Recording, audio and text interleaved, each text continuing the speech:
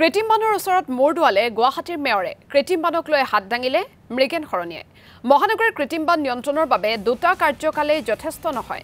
আজি বান পৰিস্থিতি সন্দৰ্ভত গায়ৰা মন্তব্য পৌৰ নিগমৰ মেয়ৰ মৃগেন শৰণীয়াৰ। মহানগৰীৰ কৃত্ৰিম বান সমস্যা সমাধান কৰাটো অসম্ভৱ বুলি এক প্ৰকাৰ হাত দাঙিলে মেয়ৰগৰাকীয়ে। কেৱল মহানগৰীৰ পানী সোনকালে উলিয়াই নিয়াৰ ব্যৱস্থাহে চলি আছে বুলি উল্লেখ কৰে মেয়ৰ মৃগেন শৰণীয়াই। মহানগৰীৰ কৃত্ৰিম বান নিয়ন্ত্ৰণ পৌৰ নিগমে অকলে কৰিব নোৱাৰে বুলিও অকপট স্বীকাৰোক্তি মেয়ৰগৰাকীৰ। চৰকাৰৰ সহযোগিতাৰ প্ৰসংগ উল্লেখ কৰি এক প্ৰকাৰ পৌৰ নিগমৰ ব্যৰ্থতা স্বীকাৰ কৰিলে মৃগেন শৰণীয়াই।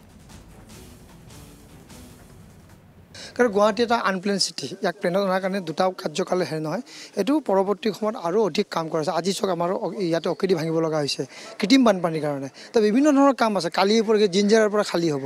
তো এই ধৰণৰ কাম কৰাৰ কাৰণে এটা সময় লাগিব। আমাৰ দুটা কাৰ্যালয় অতি সোনকালে কৰাৰ কাৰণে চৰকাৰে নিজে ব্যৱস্থা গ্ৰহণ কৰিছে। গুৱাহাটী পৌৰ নিগম, GMDA, PWD সকলোৱে সহায় সহযোগ কৰি আছে। তো নিশ্চয়কৈ কৃত্ৰিম বানপানীৰ পৰা আমি পানীখিনি কেনেকৈ গুৱাহাটীৰ পৰা সোনকালে লৈ যাব পাৰোঁ সেইটো ক্ষেত্ৰত আমি ছাকচেছ হৈছোঁ। কিন্তু কৃত্ৰিম বানপানীৰ সমস্যাটো সমাধান কৰাৰ ক্ষেত্ৰত বহুখিনি পৰিকল্পনা লাগিব। সেই পৰিকল্পনা মতে আমি কামখিনি কৰি থকা হৈছে। ইয়াক সময় লাগিব।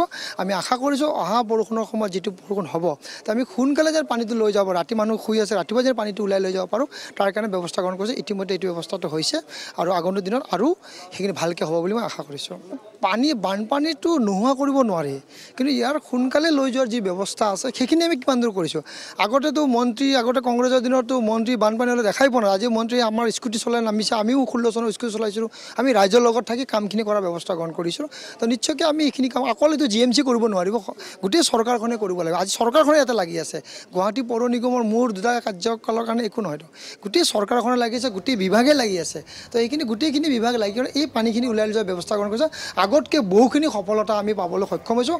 আগন্তুক দিনত আমি আশা কৰিছোঁ এনেধৰণৰ সফলতা আৰু পালে তো নিশ্চয়কৈ কৃত্ৰিম বানপানীৰ ক্ষেত্ৰত যিকোনো মোকামিলা চলি আছে ৰাইজৰ লগত, সেইখিনি যেন আমি সমাধান কৰিম।